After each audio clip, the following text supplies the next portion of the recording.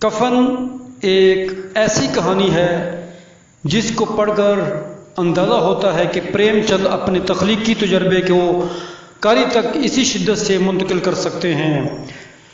یہ افسانہ پریم چند کا کامیاب ترین افسانہ ہے، اور اگر دنیا کی ساری زبانوں کے عظیم افسانوں کو جمع کیا جائے تو کفن اس میں شامل ہوگا۔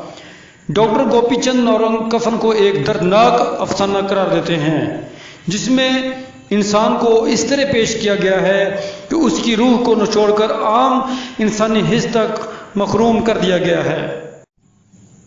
کفن کی کہانی یوں ہے، کسانوں کے ایک گاؤں میں چماروں کا ایک کنبہ آباد ہے۔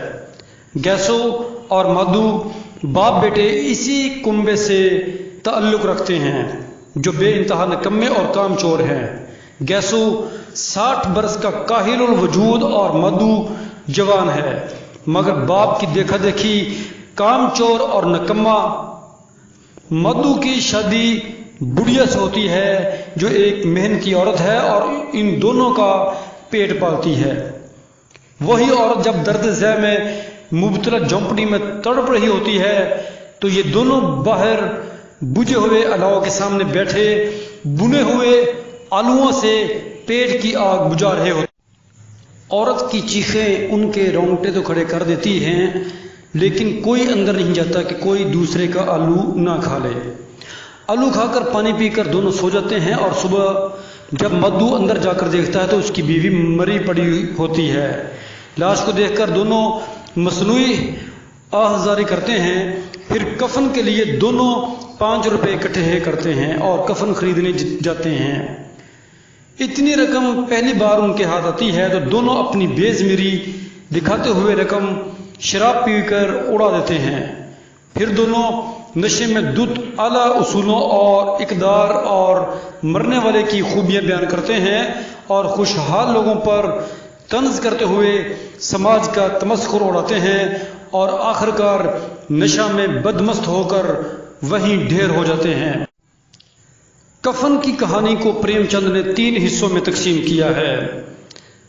پہلے حصہ میں کردار اپنی شناخت کراتے ہیں، دوسرے حصے میں مادو کی بیوی کی موت اور چندے کی وصولی کے لیے تگ و دو کا ذکر کرتے ہیں، اور تیسرے حصے میں غربت اور افلاس کے نتیجے میں پیدا ہونے والی بے ضمیری اور بے حسی کو بے نقاب کیا گیا ہے۔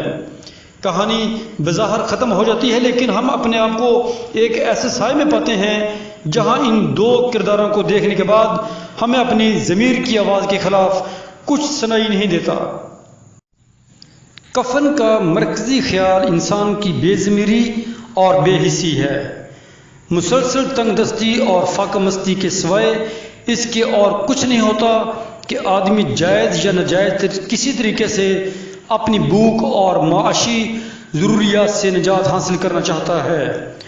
شروع میں انسان ہر گناہ اور غلطی کے احساس گناہ سے دوچار ہوتا ہے، لیکن بہت جلد وہ منزل آتی ہے جب احساس کی ہر دیوار گر جاتی ہے۔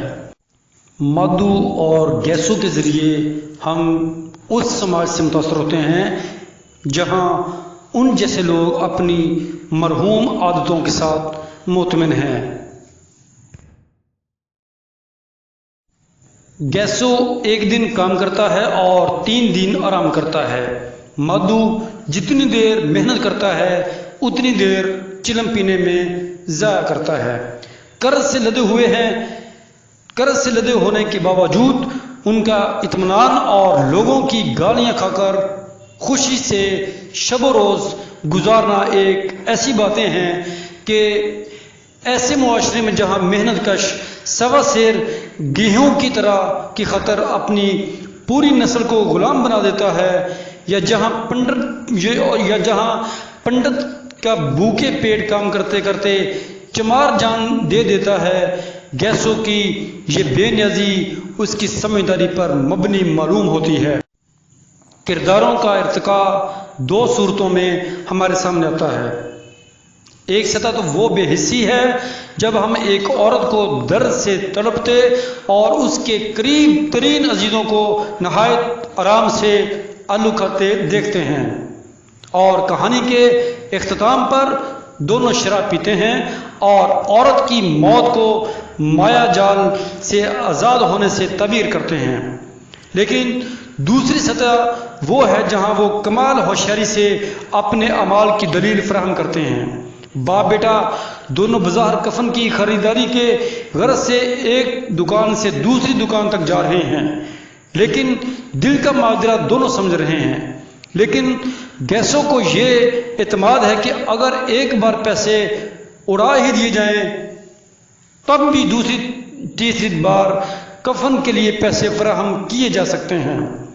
باقی رہی لوگوں کی لان تان، وہ ان کے لیے ایک عام بات ہے جس سے ان کو کوئی فرق نہیں پڑتا۔ پریم چند نے جس سطح پر یہ کردار نگاری کی ہے اس کا کوئی مقابلہ نہیں کر سکتا۔ اس افسانے کا ایک مظلوم اور خاموش کردار بڑھیا ہے، اگرچہ ہم اس سے نہیں ملے لیکن اس کا وجود بڑا بھرپور ہے۔ کفن کے کرداروں کی پہچان میں ہمیں مکالموں سے بہت مدد ملتی ہے۔ مادو ہمیشہ سوچ میں ڈوبا خاموش دکھائی دیتا ہے۔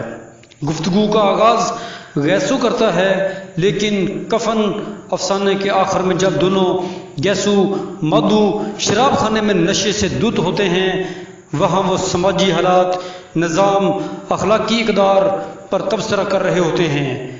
وہاں اپنے ایمان کے ساتھ عذاب و ثواب اور دنیا کے ساتھ ساتھ آخرت کا بھی ذکر کرتے ہیں۔ ان مکالموں میں پورے افسانے کی روح سمٹ کر آ گئی ہے۔ یہ مکالمات کسی بھی قوم کے افراد کو بے نقاب تو کرتے ہی ہیں، پورے سماج کے چہرے سے نقاب بھی اٹھا دیتے ہیں۔